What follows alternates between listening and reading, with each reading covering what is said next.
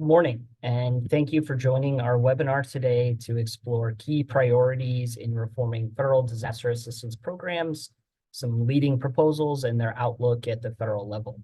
I'm Andy Winkler, the director of BPC's Housing and Infrastructure Project, and I lead the work of our Disaster Response Reform Task Force, which is a bipartisan group of emergency management and disaster recovery experts. With the support of the Walmart Foundation and the JPB Foundation, the task force was relaunched last year to assess opportunities to improve federal disaster assistance for disaster survivors, recognizing the need to provide disaster assistance more quickly, more equitably, and more impactfully. Our task force and our team here at BPC have visited a number of disaster-impacted communities over the past year: San Juan, Puerto Rico, Boulder, Colorado, Sonoma, California, New Orleans, Louisiana, and Maui, Hawaii, and heard directly about the challenges that disaster survivors, including individuals, families, local leaders, have all faced trying to navigate federal disaster assistance programs after their disasters. And not surprisingly, we heard a lot of the same themes: some frustration with the unpredictable nature of some federal funding, jurisdictional frictions and pain points, the too slow delivery of assistance, difficulty navigating burdensome and sometimes duplicative processes and requirements and applications. Ultimately, even when funding is available, too many communities suffer economically and socially as the arc of their recoveries from some of the most significant disasters that our country has faced can push out well beyond a decade. BPC and our task force will be releasing some recommendations in the coming months, but first we really wanted to have this conversation to take stock of needed reforms, both legislative and administrative, to discuss just exactly what is needed to build momentum toward and advance a consensus-driven, comprehensive disaster reform package. And before I pass things over to Francis Torres, a senior policy analyst on our team, to introduce our panelists today and kick off the discussion, I just want to again share my thanks first to the many people and organizations who have helped us to organize the site visits that we did around the country, particularly our friends at After the Fire USA and SBP, to our supporters at the Walmart Foundation and JPB Foundation for giving us a chance to do this really important work, and to our panelists for being here today to share all of their considerable expertise. And then finally, to all of you joining us today.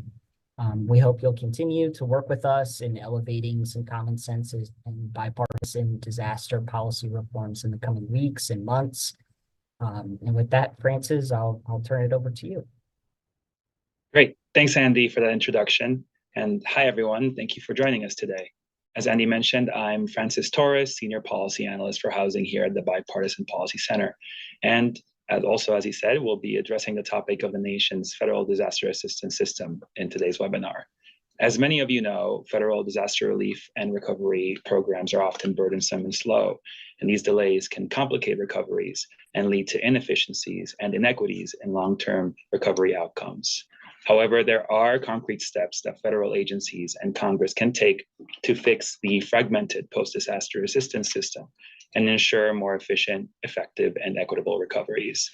As part of the efforts of our Disaster Response Reform Task Force, today we've convened a group of experts and policy practitioners to discuss what these key federal disaster recovery reform priorities are. So we're very lucky to have an expert panel with us today, and without further ado, I'll go ahead and introduce our panelists, starting with Stan Dumont. So Stan is Senior Advisor for Community Recovery with Hagerty, where he provides strategic advisory support focused on HUD programs, housing issues, and long-term community recovery.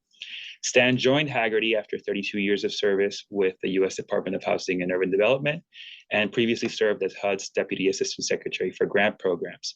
And in that role, he provided management direction and oversight for all aspects of the CDBG-DR program, as well as other programs involved in disaster recovery. Our next panelist is Brian Kuhn, the President and Chief Executive Officer at IEM. His impressive career includes leadership roles in military service, corporate leadership, and high-level public service. Brian previously served as director of the Florida Division of Emergency Management, leading the state's efforts in emergency preparedness, recovery, and mitigation. And he holds positions on various boards, including the Federal Alliance for Safe Homes and the National Emergency Management Association. Our next panelist is Dr. Carlos Martin, who is the Director of Remodeling Futures Program at the Joint Center for Housing Studies at Harvard University, as well as a lecturer at the Harvard Graduate School of Design. And he has over 25 years of experience researching housing technology and the physical quality of existing homes. Dr. Martin is also a fellow at the Brookings Institution and serves on several National Academy of Science committees, and has previously served on advisory boards for HUD, the EPA, and FEMA. And rounding out our panel, we have Navid Jazayeri, who's a senior professional staff member for the Senate Homeland Security and Governmental Affairs Committee, the Senate Committee of Jurisdiction over FEMA and other aspects of our nation's disaster recovery system. Navid also previously served as a professional staff member for emergency preparedness in the House Committee on Homeland Security, as well as on the staff of Florida Senator Bill Nelson. So before I get into questions, if you're watching this event live, please do submit any of the questions you might have for our panel at any time. You can post them in the chat if you're watching on YouTube, and we'll make sure to get to some of them near the end of the event.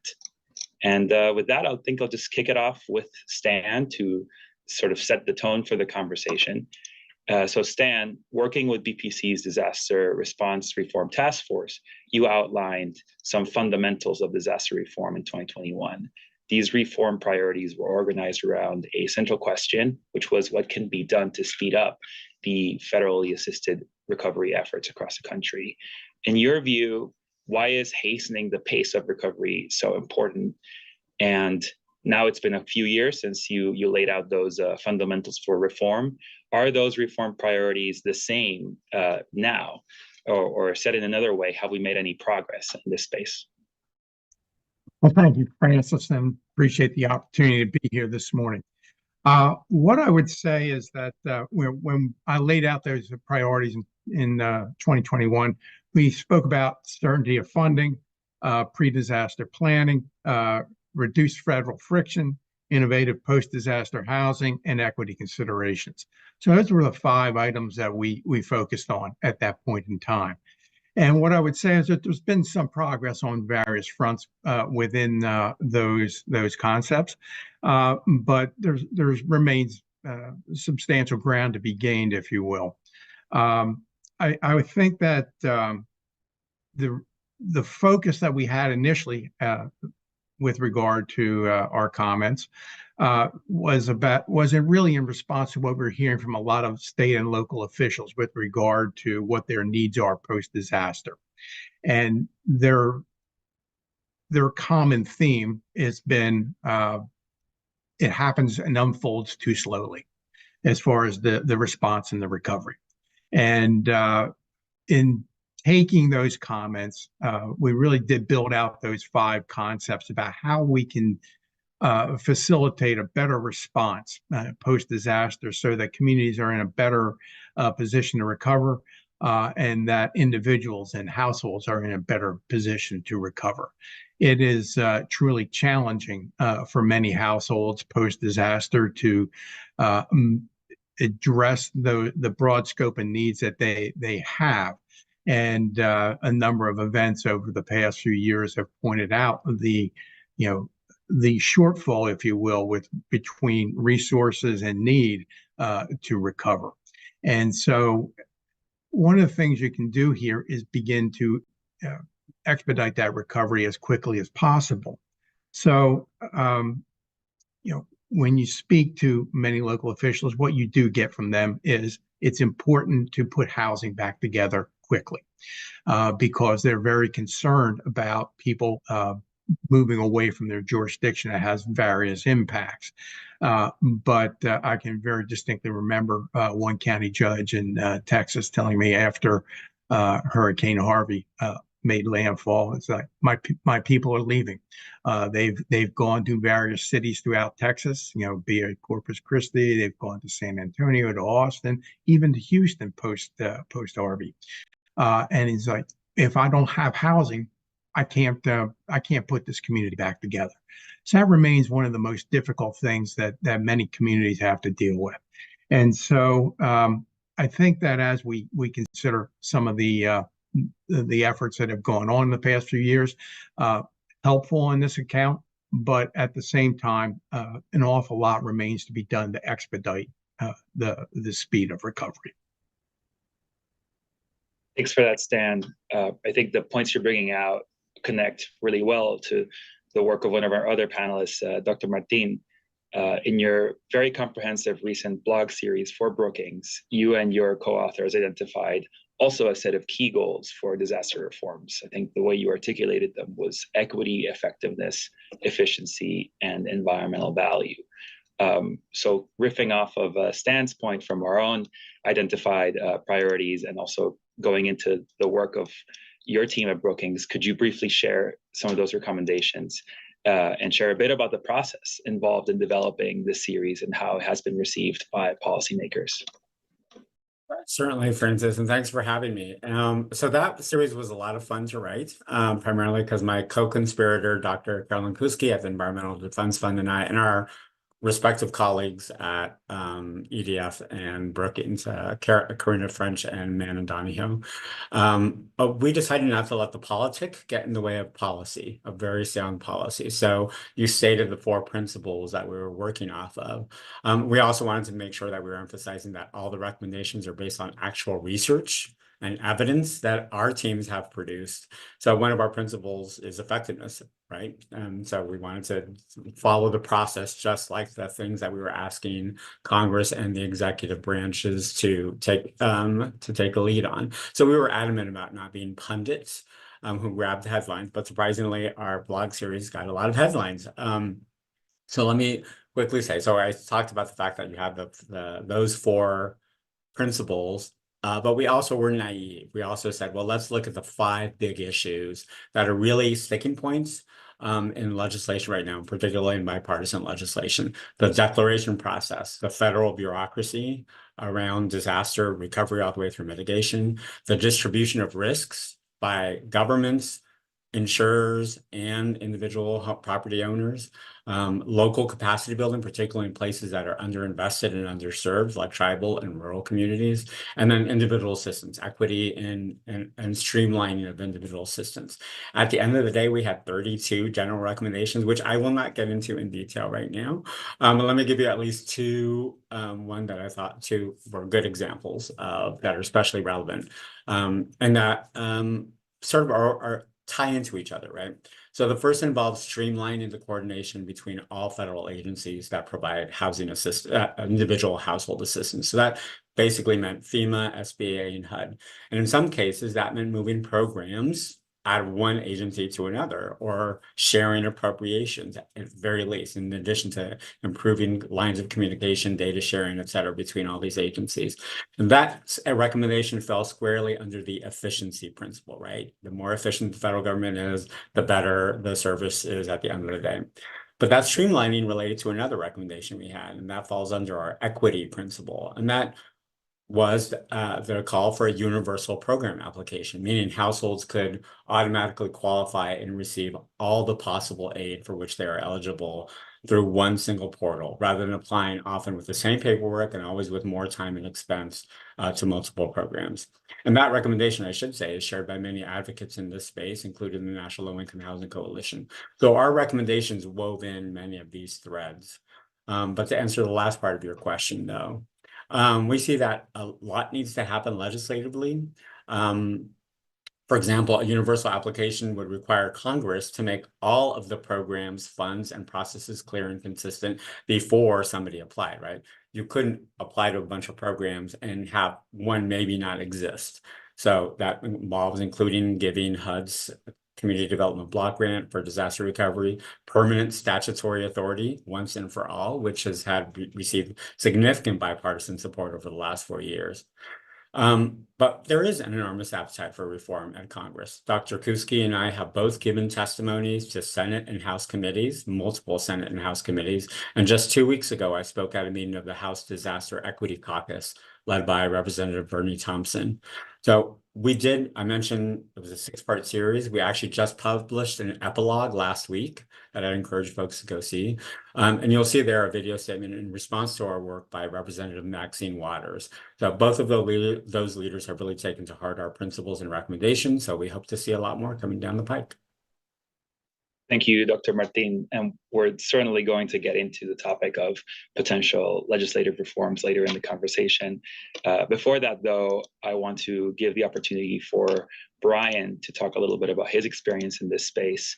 One common thread between the work from Stan and the task force, as well as the work from Dr. Martin and Brookings, is this need to direct limited resources to those who needed the most during and after a disaster, which has a lot to do with policy, but also with politics and small p politics, and navigating complex bureaucracies. So reflecting on your time as a Florida Emergency Management Director, what was your approach in allocating the limited resources you had, those of a relatively small government agency, to ensure that you could attend to disaster response and recovery as well as you possibly could? How have your experiences at the state level shaped your view of what federal government's role is in disaster response and recovery? Well, thanks, Francis. Interestingly, before I was the director for Florida's emergency management, I was the director for Walmart's emergency management. And at Walmart, our job was to drive consumer demand. We wanted consumer demand to be as big as possible. At Florida, particularly for emergency management, I wanted the demand to be as small as possible. So I spent all of my time in that job reducing the demand as much as possible for our services. That started in advance, well in advance of any storms, through mitigation and using our funds to harden our systems, our homes, as much as possible to reduce the possible impact. And then when we had storms that were making their approach toward land, again, we did everything as much as possible to reduce that consumer demand, right? So we would consider, at any given day, there are 21 million people that live in Florida and a couple million tourists. So the state does not have the resources to handle taking care of all of those people. And so we would start just taking out big chunks at a time, right? Asking the tourists to leave wherever was going to be impacted. So we didn't have to worry about them. Tell them the ultra wealthy to get on their jets and leave the state. For the remainder of them, it was, how do we use our notification systems to make sure they are aware of the potential threat and that they have the information necessary to protect their homes and their lives. In some cases, it might be evacuation. In some cases, it might be they put up their shutters or turn on their generators or go to the store and get all the supplies they need. But we wanted to make sure that everybody had access to that information. So if they were able to, they could protect their lives and their property. And then we started taking a look at the services that, if the private sector wasn't able to handle, the state would have to do. And we wanted to make sure that the private sector was able to do everything they could to help support that effort. So, like I said, we asked tourists to leave so that the hotels could help house those folks who needed to evacuate. So we wanted to work with the Florida Restaurant Lodging Association to make sure that we had as much hotel availability as necessary. We worked with the fuel networks to make sure that gas stations had as much fuel as possible, and we would waive some requirements on getting fuel to where it needed to go. On occasion, we'd bring in Gas Buddy to the state EOC to help us communicate information about fuel availability. We worked with the grocery stores and places like Home Depot and Lowe's to make sure that they had as much information as possible to help meet the consumer demand that was going to occur before and after the storm. And again, longer term, we recognized that the assistance that came from the state and the federal government was not going to be sufficient to help make people whole after the storm. And so we did a lot of work on helping to improve the ability of insurance within the state and improving insurance affordability. So doing things like helping communities improve their standing in the community rating system of the National Flood Insurance Program to make insurance more affordable, so that they would be more likely to have flood insurance and be able to rebuild their lives. We worked on beefing up the mutual aid network, both within the state, so those parts of the state who weren't able to, weren't being impacted could go help support other parts of the state. And also we'd bring in assistance from other states as well to help reduce the need for assistance from the federal government. We worked through things like the Emergency Management Accreditation Program, EMAP, to help our local jurisdictions ensure that their emergency management programs we're as capable as possible and able to help respond to those locals' needs. So at the end of all of that, really, again, we've done everything we could to reduce the impact from that storm by helping people harden and then giving them the tools to deal with it with themselves without governmental assistance. And then that really got it down to the smallest amount possible. Those folks who did not have the resources to deal with it. And those were the folks who we were going to have to put in shelters. Those were the folks who go to the points of distribution for food and water. Those are the ones who are going to need the individual assistance after the storm had passed. Those are the ones who perhaps might need to be rescued during the storm because they had no means of evacuation.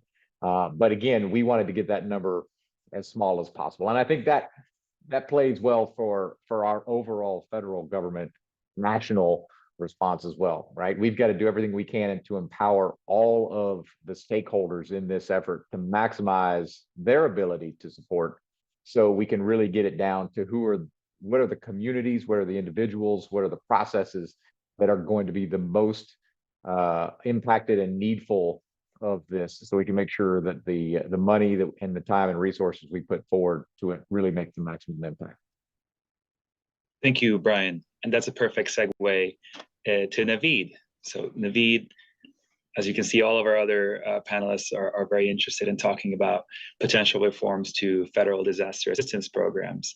As a senior staffer on the Senate Homeland Security and Governmental Affairs Committee, I would love it if you could share some of the legislative proposals that Chairman Peters and other members of the committee have introduced that would address some of the challenges in disaster recovery and disaster assistance that we've so far heard from Stan, Carlos, and Brian.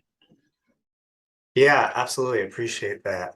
I think there's been a lot that Chairman Peters and, other members across Congress have really taken up on this issue and have tried to build momentum for changes to impact meaningful change at FEMA.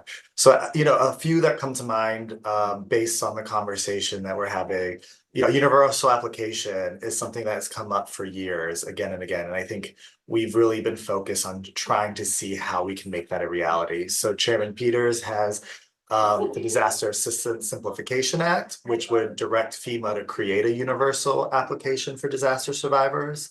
The House has a similar provision in their Disaster Assistance or Disaster Survivors Fairness Act, which includes a universal application among some other individual assistance reforms.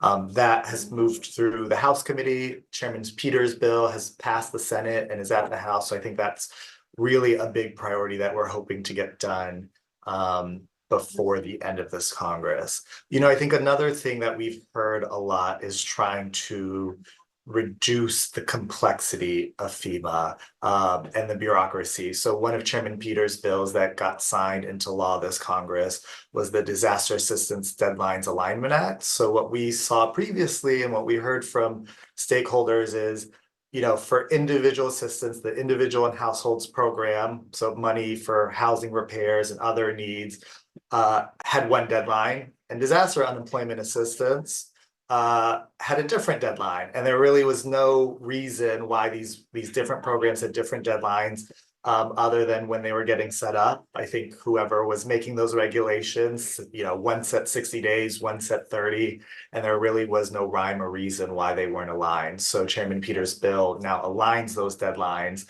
so disaster survivors aren't having to keep track of different deadlines, and understand that for two programs run by the same federal agency, they should know that they have to track when to apply at different times. Workforce issues is something we've heard a lot about, and I know it comes up after every big disaster year, right? Katrina, Sandy, 2017, the ability of FEMA to manage its workforce is something that comes under scrutiny. So there have been a couple bills that have either been introduced or moved trying to address this problem. So one was a bill that Chairman Peters did last Congress. It was the CREW Act, and this gives employment protections to FEMA reservists. So FEMA reservists are the folks that are on the ground helping people navigate a disaster, sign up for assistance once a hazard strikes. And previously, before last Congress, they didn't have employment protections. So it was very, very hard for FEMA to recruit and retain a skilled workforce because they only get paid when they're called to a disaster, and it's hard for them to keep other employment when they might be called up at any minute to help respond. So now, just like the National Guard, they get employment protection. So if they're called to help respond to a disaster on behalf of FEMA, their full-time employment will be kept waiting for them. And I think that is really an important tool that's going to help professionalize that reservist workforce and allow FEMA to recruit folks from places they weren't ever able to recruit from before. Just a couple weeks ago, Senator Peters and Senator Cassidy introduced the FEMA Workforce Planning Act, which requires FEMA to submit to Congress every 3 years a human capital operating plan. So there's more transparency and oversight into how are you building your metrics for the workforce you need? What are the performance measures you're doing to make sure you have the properly skilled and trained workforce? How are you deploying them? How are you working to fight harassment and discrimination at FEMA, which we know has been an issue documented by RAND, and hoping that'll help make sure there's a priority focus within the agency on some of these workforce planning issues that traditionally, I think, have fallen to the backside as FEMA responds to disasters. You know, there have been some other things. The Community Disaster Resilient Zones Act is another bill that got signed into law last Congress that really tries to use a data-driven approach on how we can better target resources. So it has FEMA look at social vulnerability, community resilience, and expected annual losses to determine where not only the locations that are most likely to be hit by disaster, but least likely to be able to recover once they're hit. Designate them as community disaster resilient zones, and then offer them an increased cost share for pre-disaster mitigation funding, as well as targeted proactive outreach, because we know a lot of these jurisdictions might not have the capacity to know what type of mitigation projects they need to undertake in order to protect their community. And so we can proactively identify those communities and go out and offer that help to build projects that they can then apply for federal funding to make sure their communities are protected.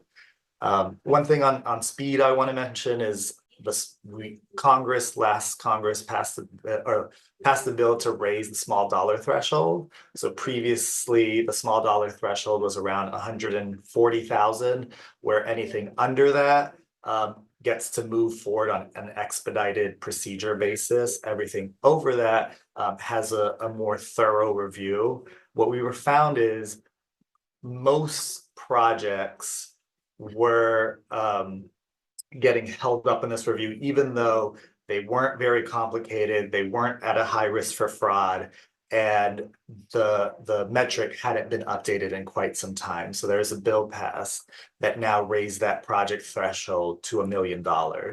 And now what we're seeing is most of projects are under that $1 million, but most money, the big projects are over that $1 million. So FEMA can focus their time and effort on those big projects that are at highest risk for fraud, while moving the smaller projects through the process more quickly. And we're already seeing that have an effect that the average timeline for getting these projects expedited has increased since that bill became law. So we're seeing money be able to get into the hands of communities faster. And then I also just want to flag, there's also been a lot of administrative work at FEMA done over the last few years to try to address some of these issues. So they're made many regulatory changes to their individual assistance program. They have introduced PA navigator teams where they'll send a team of experienced public assistance workers to help low capacity jurisdictions navigate that program. They've brought on staff to help folks that maybe traditionally have had problems navigating FEMA assistance. So there's a tribal advocate now, there's a small and rural state advocate now that really can help those communities, as well as act as a voice for those communities within the agency pushing for change. And I think that's been really impactful for FEMA. Thank you, Naveed, for that great update. And staying with you for a second, you sort of hinted at this in your answer, but I want to draw it out. Some of the fragmentation and duplication that is reflected in our federal disaster assistance system is also reflected in the many committees of jurisdiction in Congress that authorize, appropriate funding, and provide oversight for the various disaster programs. Would love to hear how your committee works with all the other committees that have a role in disaster assistance policy on both sides of Congress to ensure that federal programs are working as effectively and as efficiently as possible. And also, what role do you see for organizations like ours, like BPC, to play in bridging those jurisdictional divides and delivering better policy outcomes? Yeah, so it can be really difficult. I think, as anybody I'm sure has seen in a disaster settings, when they're working with many different federal agencies, each federal agency can be very territorial of their programs and how they interact together. And I think you see the same thing in Congress. Lots of different committees can be very territorial over their jurisdiction and the programs under that. So I think we try to be really forthright and collaborate with our partners. I think different years, different Congresses, that can be more difficult than others. I think it's no surprise that there is quite a bit of chaos in Congress these days. And I think that makes it difficult to collaborate. It makes it difficult to get anything done. But I think on a staff level and even on a member level, there's a very concerted effort to try to stay above that fray and find the areas where we can collaborate and where we can agree and really lean into that. And I think in a lot of ways, the disaster space is one of those areas. I think one of the most important ways that organizations can help is we tend in Congress to be very siloed, right? We have our jurisdiction and that's what we focus on, and those are the agencies we talk to, and that's sort of what we know. But disasters don't happen in a silo, and there are different agencies, there are different needs, and they're all interacting together. And I think we don't always get the best view of that because of the way that we work and the way that committees work and that Congress works. So having organizations that might have a better holistic view of what's happening and how these programs are or not working together, about specific pitfalls that disasters are facing, since every disaster is different and what's happening in one is not what's happening in another.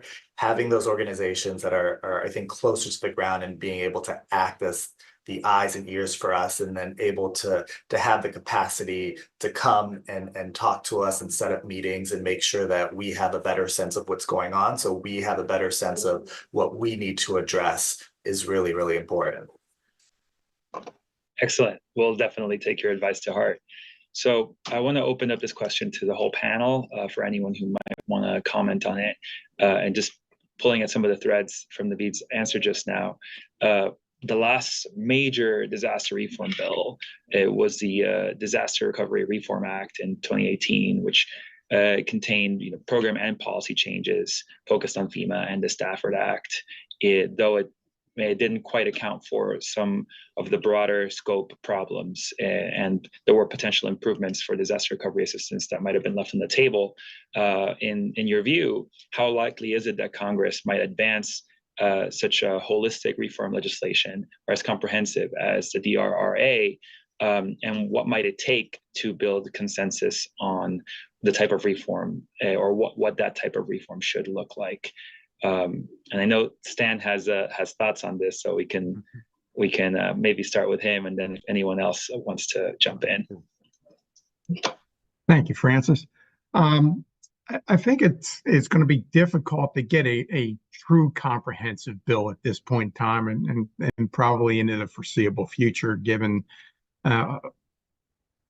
the dynamics at work in Congress with regard to just looking at large scale programs that pull in those sorts of multiple threads, across committees, across jurisdictions, across agencies, things of that nature. So I think what you really need to do is have a bit more of a coordinated approach that begins to address various components of an overall program. And but the emphasis really needs to be on coordinating these efforts so that you end up in everybody moving in the right direction with various changes, via the various routes that you need to take.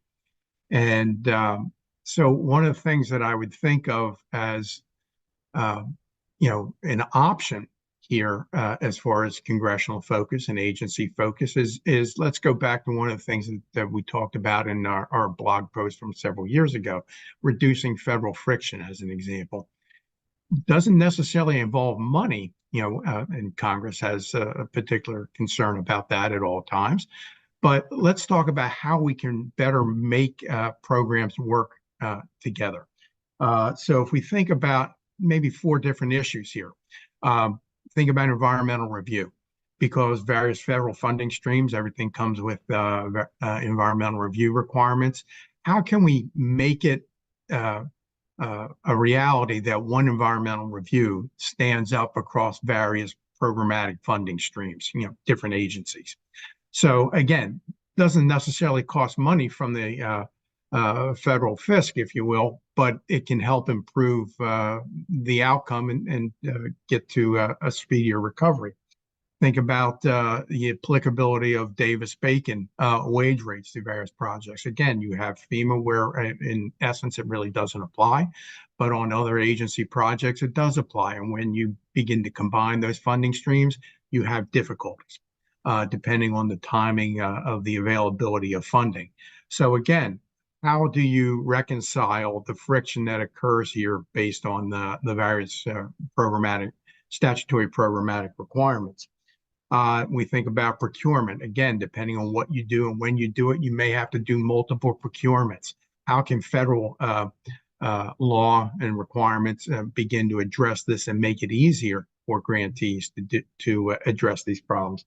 Finally, another issue you hear of from many jurisdictions out there having to work with federal programs is the availability and the ease of data exchange and against privacy concerns. There really needs to be a strong focus on making sure that state and local officials get the data that they need, get it in a timely fashion, and be able to share that in a manner which, again, facilitates and expedites recovery. So if I were looking for opportunities to do things that are not necessarily large-scale programmatic things, I'd begin to focus on how you can reconcile these sets of issues. Brian, you look like you want to chime in. I do. I want to be more optimistic than Stan and say, yes, it will happen. And I'll say that because we've seen it in the past through DRA and Syria and FEMA.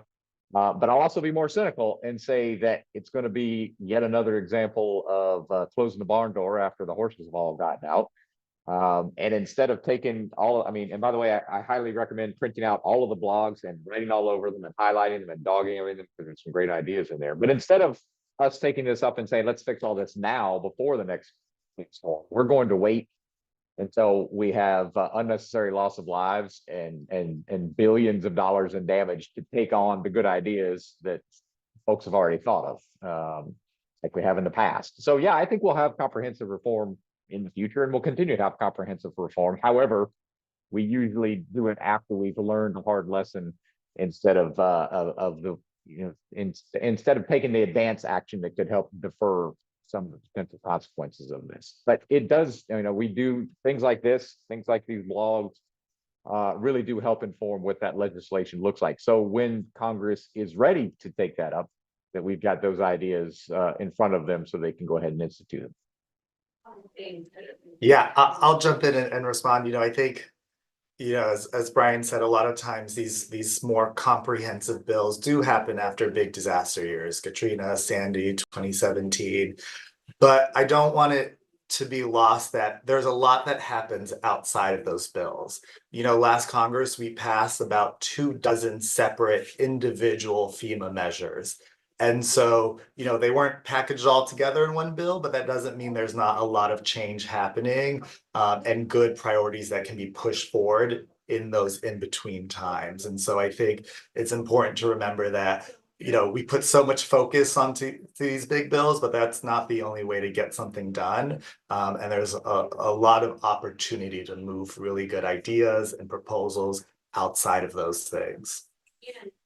I'd like to echo something Naveed said. I mean, you mentioned the 2018 DRRA, but that wasn't the last bill, right? That was the last major reform bill that passed. And we've had many proposals that have come in that are more comprehensive reforms. So I'm very much in favor of these minor incremental legislation that Naveed is referring to, but I also feel like there is some opportunity cross-committee, cross appropriations to think a little more broadly about the reforms that are necessary. I think all the panelists have talked about the challenge that we have with disaster policy focusing on the disaster, right? We don't get this legislation until the disaster occurs. So we have a crisis mentality, unfortunately, oftentimes in Congress. And so we don't have the foresight to think about what we need to do before the next disaster. Of course, we don't have that luxury anymore in this country, especially due to climate change's effects. We're having last year, 2023 was over 28. We had 28 over $1 billion disasters. So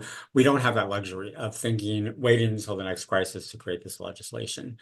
So another 2 points that I think I want to bring up that are related to sort of broader consensus building is that we have to start committing the resources for the upfront costs before disasters. Not only does this mean legislation before the next disaster occurs, but also willing to give the money. That includes accepting that we need to invest now for mitigation efforts, encourage property owners to invest in mitigation, and push back on the industry stakeholders, including builders and developers and local governments that benefit only in the short term from development in high-risk areas. There certainly one could say the state level insurance crises that we're facing in places like Florida, Louisiana, and California are crises that are playing out and affecting their ability, but they're going to have an effect on how the federal government gets involved as well. I've said this before, but we don't bite, not here, but in other venues, that if we don't bite the bullet now, the bullet's going to kill us later. So I think we have to be very conscientious of that. Last quick point, Francis. Let's be quite honest. There has been politicizing of aid and of disaster policy. Something as basic as a presidential declaration was politicized by President Trump. We had senators refuse to appropriate funds for other jurisdictions for their disaster recovery. And that just has to stop. Thank you, Carlos. And I think you do a great job at really highlighting the urgency here. And this is an issue that it really threatens lives. And when we're talking about reform, we're talking about saving lives. So thank you for that. So I just wanted to add for our audience, we've had a few audience questions come in. We'll have a few minutes at the end to share your questions with our panelists. So please, if you have any questions, throw them in the chat. I'll continue the conversation, just diving back into the state side of this question of how to respond to and have recoveries happen. Brian, we've talked before about this phenomenon of states being slowed by a fear-based approach to implementation and spending due to concerns of running afoul of federal oversight or being charged with fraud. Of course, there are important considerations. It's certainly important for federal government to ensure that no fraud occurs or the minimum amount of fraud occurs in disaster recoveries. But I was wondering if you could talk about how to best balance disaster recovery needs and the need to prevent fraud. So the necessity to use funds effectively and swiftly, especially in the immediate aftermath of disasters. Yeah, thanks, Francis. As you know, I spend a lot of time in Puerto Rico. I go once or twice a month and have since Maria. Our company's doing a lot of work there on the transmission and distribution system and the sewer and aqueduct authority and disaster housing, et cetera. And Puerto Rico is an example of one of those jurisdictions which you just highlighted occurred. It was in a bad financial state when Maria hit. And so the federal government added a lot of hoops for them to jump through to ensure that they were prepared to spend the tens of billions of dollars that were going to come that way. And it took Puerto Rico a couple of years to put in the infrastructure to support those dollars.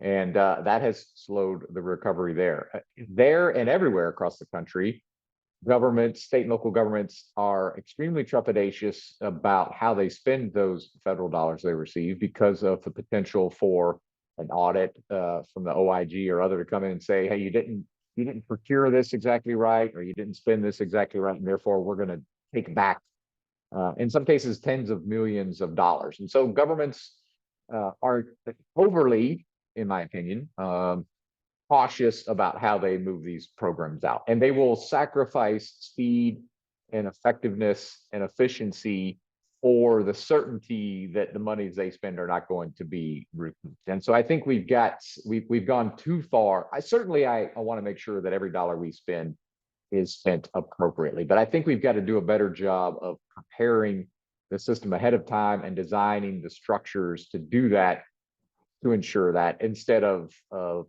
on execution, the bureaucracy that falls into place that slows down this spending and frankly is contrary to what it is that we're trying to achieve with these dollars. And so again, we've got to as a country be willing to accept that there's going to be some level of I don't know what the financial term for it is, so I'll just say slop in how you spend these in order to achieve the outcomes you're looking for. You can't necessarily spend $10 billion with a 0% error rate. And so we've got to really determine what it is that we're trying to achieve with this and what error rate we're willing to accept, and not penalize those jurisdictions who are making a good faith effort to get their communities back to normal, and paralyze them with concerns over that money being recouped months or years down the road and severely impacting their budget at that point. Thanks, Brian. So as our listeners might know, here at BPC, we have a very robust housing policy team. And of course, the disaster recoveries are fundamentally also about recovering housing stability.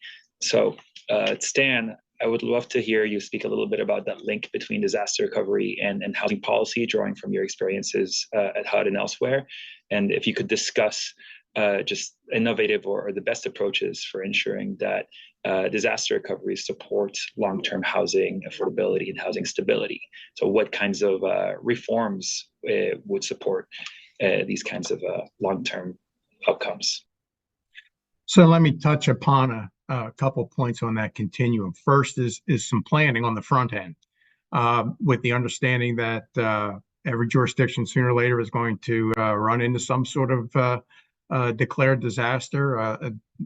In some presentations I've been doing over the last year or so, developed a map based off of some FEMA data, and in essence, every county in the country has had a declared disaster somewhere in the last 10 or 11 years. So it's coming your way sooner or later. You need to think about it and be prepared for it. You need to make that effort about how do we recover if, in fact, we lose a proportion of our housing? In some communities, the loss of 20 or 50 houses is going to be very substantial. In some jurisdictions, we've seen, complete community losses, such as Paradise, California. There's no one plans for that. So there needs to be some consideration about how you replace housing. And some of that is an evaluation of your building policies and zoning policies at the state and local level. So you have that component to think about. When the disaster hits and resources become available on the back end, you need to think about, okay, how do we best promote housing recovery? And how do we do that in a resilient manner and one that mitigates against future risks? This is an area where many jurisdictions need to kind of get in front of it. I mean, there's this powerful motive for disaster impacted households to try and put their life back together as they knew it. And that may not always be exactly what needs to be done. I think we're seeing that play out in some jurisdictions in Florida after Hurricane Ian, and now evaluations of how the flood insurance program is going to play out in those jurisdictions, given that people built back without due consideration of what the appropriate mitigation needs were. But again, needs to be a strong evaluation about how you guide that housing recovery post-disaster. There also needs to be some thought about innovation as to how you do that housing recovery. Stick-built housing can be a slow process. And it can be awfully expensive. And when you need to do hundreds or even thousands of units, is this going to be the most effective way to reconstitute a community that has had major impacts? So maybe you need to look at other alternatives, such as more of a modular construction approach where you get the high quality control where units are built in some way, shape, or form off-site, shipped to the site, and assembled on site. I mean, there are many different approaches to this, and they're getting more and more effective as the years go by.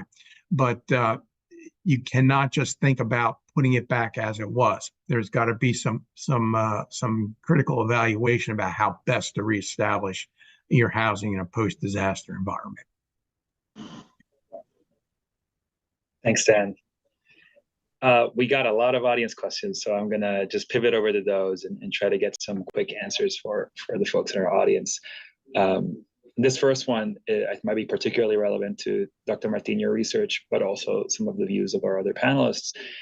Should the government not only integrate or streamline federal rules, but also consolidate disaster support under a single FEMA agency versus the current split, so SBA, HUD, FEMA, et cetera? Any reactions to that? Yes, lots of reactions. And I've gotten the blank kicked out of me for making the recommendation that of the third of the blog post, particularly around federal bureaucracy, that there should be a lot more centralization. And part of my thinking there was the fact that there's a lot of knowledge that is built up in places like FEMA. The reality is FEMA does need to pay for that kind of level of additional resources and centralization. FEMA staff have traditionally been first responders. It's an evolving professionalization that's occurring in places like that are concerned about the long term. So I made the suggestion. It was one of the suggestions in the blog post of doing that kind of centralization. I'm not completely sticking by that bit, but I'm happy to engage in that. I should say in that same blog post, what we also did was compare the US emergency management system with those of other countries, and where we've seen very successful mitigation and long-term planning has actually occurred in a very centralized agency. But that's not to say that other agencies that are currently involved don't have the expertise, and certainly places like HUD are much better prone to think about long-term community development, long-term housing needs than FEMA currently is. So there has to be a lot of growing pains that would be involved with that. Francis, I'll add, centralization occurs today. The problem is centralization today occurs at the individual or the small town mayor who's having to deal with all of this. And they're the ones who are least prepared to deal with it. They're the ones who have to take all of these federal funding sources that didn't come down through the state government and end up on their lap and figure out what to do with it. And that's right now the least efficient way of managing all of these funds. So it either needs, in my opinion, live in one federal agency, or at least come up with a better coordination mechanism to ensure that by the time it gets down to the individual user, that they have some way of making sense of all of the different programs that exist. Yeah, and I'll just add, I think there are pros and cons to that idea. I think what really needs to happen regardless is a better recognition, both on the executive branch and on the congressional side, that outside of DC, no one cares where the money's coming from, right? Like, they don't care if it's FEMA, they don't care if it's HUD, they don't care if it's SBA. To them, it's the federal government. And whether the funds and the programs are consolidated or stay within these separate agencies, I think there just needs to be better coordination and a better recognition that it's all the federal government, and we need to work to simplify this process to take that onus out of the disaster survivors, out of the local government, out of the state government, and put it on us to understand that it's all coming from the same place. Nobody else cares about the divisions that we think about while we're up here. Thank you all. It's very insightful answers. So another question that sort of topical to your answers just now, how do we ensure funding is available or ready for disaster actions? So the FEMA DRF is estimated to run out of funding in August. It's about $7 billion short. So pulling, I think, a little bit from our earlier discussion, what needs to happen to ensure that the federal funding mechanisms for disasters are sort of proactively, robust? And happy to take whoever wants to talk about that. I'm happy to start. You know, I think we're in a time today where disaster costs are increasingly hard to predict. And I think we see that FEMA's, one of the few disaster programs that do get regular appropriations every year in the Disaster Relief Fund. But especially with COVID and other things, I think it's very hard to predict what is going to be necessary from year to year. But I think in terms of some of the other programs, HUD, CDBG-DR, and others that don't necessarily get regular appropriations year to year currently, I think one of the really important thing is for communities to be out there showing their members the difference that it makes on the ground, showing them the community level impact that these programs have, the projects that they're funding, and the way that those projects are improving long-term recovery for these communities. And that way, I think members can get a better sense of how important they are and the need to proactively appropriate money to these programs rather than occasionally appropriating them to them after a disaster occurs. Yeah, Francis, I think Naveed hit it. I mean, I, as a practitioner, was less concerned that the DRF or the flood insurance program was going to run out of money. I was more concerned about the lack of certainty that other funding were going to become available. And that's the problem we see continuing today. For example, the folks in Maui still don't know whether there's going to be CDBG-DR money allocated to them or not. And therefore, they can't plan appropriately. They know they've got some monies there, but they also know they have a tremendous gap. And so they're not sure how they're going to get to where they need to go because they don't know if they're going to get an extra billion or so from the federal government. So it's those kind of things that are more important, I think. The DRF, NFIP, those usually, well, they have without fail gotten trust up to where they need to go historically. It's the certainty of other programs that are, for me, the primary issue. Great. Yeah, and I think BPC, we've done a lot of work on the importance of codifying CDBG-DR, so we're very much aligned. So just to close it out, and thank you to all our audience members who sent questions. A question from Brooks. Based on the speaker's government experience, what are some of the gaps that philanthropy could fill the government can't fund, either before or after a disaster, specifically related to equity in filling those gaps? So I'll start with that one, Francis, if you will. I think that early money for, again, planning is important, in the post-disaster scenario. If you haven't done it pre-disaster, you need to do it quickly post-disaster. And many federal programs may not be able to provide that kind of funding quickly in that environment. And so to the extent that philanthropy can join with a broad scope of local partners to think about and frame up what may be necessary for recovery based on prior experiences, that can be tremendously helpful in beginning to jumpstart the considerations at the state and local level about what recovery looks like and what the key components are, and the issues you need to be addressing to prepare for that recovery. And so to the extent that that can be funded, those kind of soft dollars are often very difficult to come by. And I think that if philanthropy can step into that space post-disaster, quickly post-disaster, that could be tremendously helpful. Thanks to Stan's comment. I think it's important that we distinguish between civil sector funders, right? There's charity that occurs, which there's a robust amount of charity, fortunately, we're a charitable country, that occurs after disaster. Philanthropy is much more nuanced and much more committed to specific places and developing them in the long term. So I think the opportunity for philanthropy to fund a lot of the pre-hazard community conversations about how they envision their communities. That's actually going to be a critical role for philanthropy in the future in this space. Excellent. Thank you. So I think that is all the time we have, but this was a really interesting and fruitful conversation. And I'm very grateful to our excellent panelists for their insights. So addressing these key priorities in reforming federal disaster assistance will continue to be a priority for BPC and for our Disaster Response Reform Task Force. You in the audience, we hope that you visit our website and check out our work, and stay tuned for our upcoming report with the task force's recommendations. I also want to take the opportunity to once again thank the Walmart Foundation and the JPB Foundation for their generous support. And with that, thank you all so much for tuning in. Have a great day.